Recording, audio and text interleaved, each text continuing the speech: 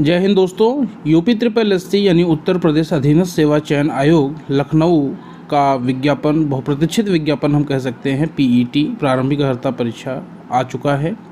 जैसा कि हम जानते हैं 2021 में यूपी ट्रिपल एससी के द्वारा ये पहला विज्ञापन निकाला गया है। आप लोग देख सकते हैं विज्ञापन संख्या 1 परीक्षा 2021 बहुत प्रतीक्षित था।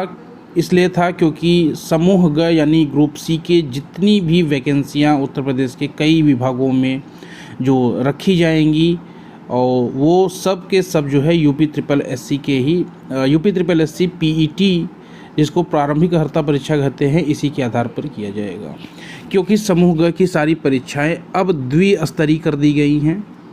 पहले एक स्तरीय था, अब द्विस्तरीय हो गई हैं। तो द्विस्तरीय होने के बाद एक पात्रता परीक्षा होगा और पात्रता परीक्षा में जो लोग पास होंगे वही जो है समूह ग के लिए आवेदन कर सकेंगे। तो ये वैकेंसी आ चुकी है, आप लोग देख सकते हैं। इसकी जो महत्वपूर्ण जानकारियां हैं मैं आपको बहुत ही शॉर्ट में और सारी चीज़ें दे दूंगा। इसको लेकर के कई समस्याएं स्टूडेंटों के मन में आ रही हैं, वो सारी समस्याओं को आपको इस वीडियो में दूर करने का प्रयास मैं करूँगा। सबसे पहले जान लेते हैं इसके ऑनलाइन आवेदन 25 मई से शुरू हो रहा है और जो फीस भी इसकी जमा होगी वो भी 25 मई से ही स्टार्ट हो जाएगी। मतलब एक ही दिन में आप फॉर्म को पूरा भर सकते हैं अगर चाहें तो। 21 जून तक आप ये फॉर्म को भर सकते हैं। अगर मान लीजिए फॉर्म में कोई दिक्कत हो गई, कोई गलती हो गई तो उसमें आप संशोधन भी कर सकते हैं। एक मौका आपको दिया जाएगा, 28 जून तक आप संशोधन कर सकते हैं। चलिए अब आगे हम बात करते हैं।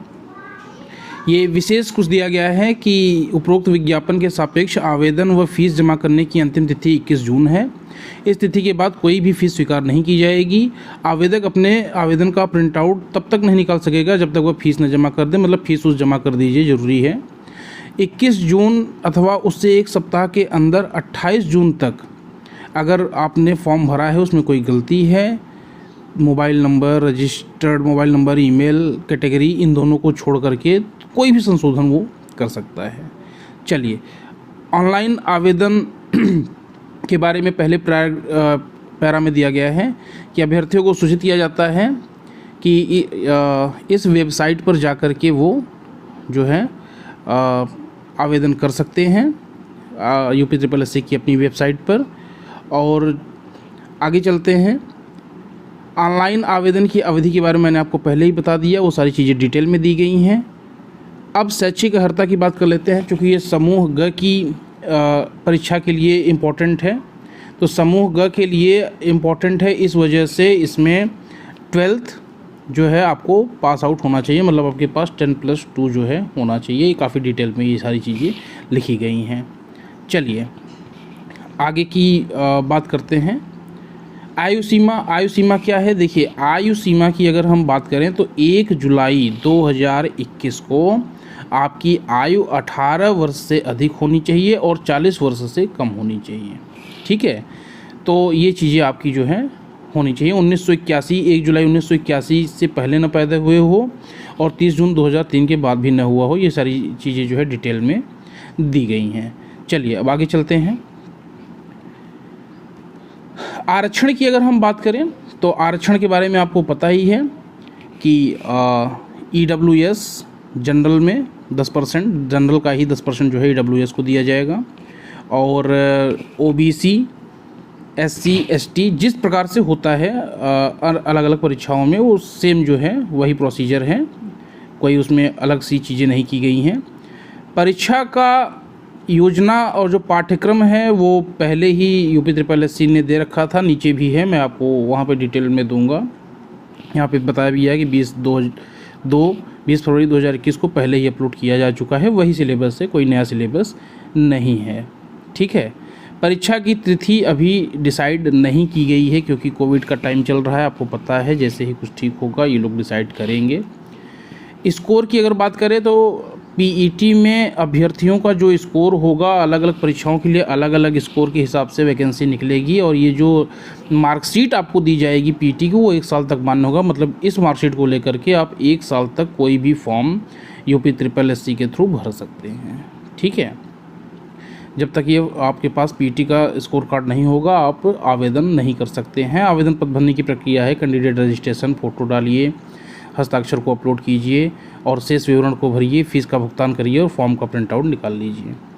चलिए, अब आवेदन की प्रक्रिया क्या है, यहाँ से थोड़े से स्टूडेंटों ने जो मुझे मैसेजेस आए हैं वो डाउट मैं आप लोगों को अब यहाँ पे क्लियर करूँगा।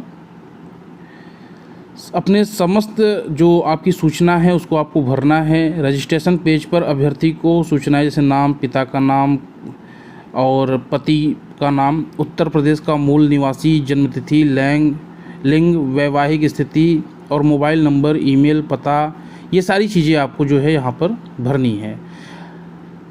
और उसके बाद इसको सबमिट कर देना है। सबमिट करने के बाद आप अपने नो योर स्टेटस को भी देख सकते हैं, प्रिंट आउट भी अपना निकाल सकते हैं। फ़ोटो और हस्ताक्षर के लिए भी दिया गया है कि स्पष्ट फ़ोटो होनी चाहिए, ठुड्डी से नीचे तक की दिखती रहनी चाहिए, चश्मा पहनने की स्थिति में आंखें साफ दिखनी चाहिए, शीशा रंगीन नहीं होना चाहिए, मतलब ब्लैक चश्मा नहीं लगा लेना है आपको। सफ़ेद या हल्के ग्रे रंग की सादी पृष्ठभूमि आवश्यक है। फ़ोटो का आकार भी दिया गया है कि 35 × 45 mm का होना चाहिए और जिसमें फ़ोटो का लगभग 70% भाग चेहरे से आच्छादित हो। फ़ोटो 6 महीने के भीतर लिया गया हो। ये सारी चीज़ें आपको ध्यान रखनी है। और कैपिटल लेटर में हस्ताक्षर नहीं करने हैं। तो फॉर्म को भरने के बारे में दिया गया है। अब यहाँ पर फॉर्म डिक्लेरेशन के बारे में जो है कुछ स्टूडेंट कहते हैं कि उत्तर प्रदेश का मूल निवासी होना क्या आवश्यक है। तो उत्तर प्रदेश का मूल निवासी होना आवश्यक बिल्कुल नहीं है। आप दूसरे स्टेट के हैं तो दूसरे स्टेट के भी स्टूडेंट फॉर्म भर सकते हैं और नोटिफिकेशन आप पूरा पढ़ेंगे, अभी मैं आपको आगे दिखाता हूँ। लेकिन यही है कि जैसे आप आरक्षण, जैसे आप किसी दूसरे राज्य के हैं, आप ओबीसी की श्रेणी में आते हैं, आप एससी की श्रेणी में आते हैं, आप एसटी की श्रेणी में आते हैं, आप ईडब्ल्यूएस की श्रेणी में आते हैं, तो आपको ये आरक्षण मिलने वाले नहीं हैं। आपको जनरल में ही फाइल करना होगा अगर आप किसी अन्य स्टेट के हैं। तो ये चीज़ें मैं आपको दिखाता हूँ, नीचे ये आपको दिया गया है।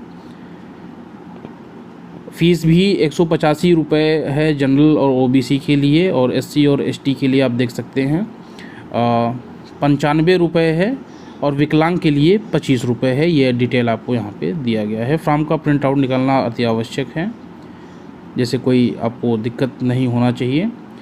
और ओटीपी आपका आएगा, ओटीपी की सहायता से उसका भरा हुआ फॉर्म खुलेगा।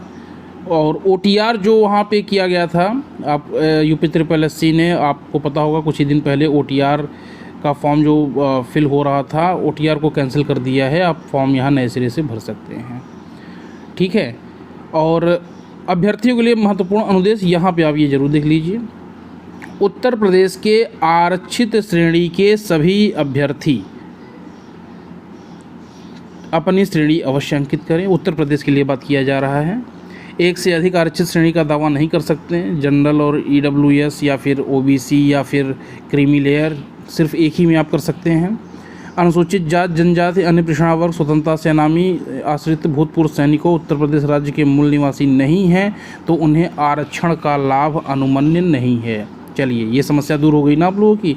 जो उत्तर प्रदेश के बाहर के स्टूडेंट रहने वाले हैं, ये देख लीजिए, ये अंडरलाइन किया गया है काफ़ी गहरे निशान में। ये उत्तर प्रदेश की आधिकारिक जो नोटिफिकेशन है उसी को मैं पढ़ भी रहा हूँ।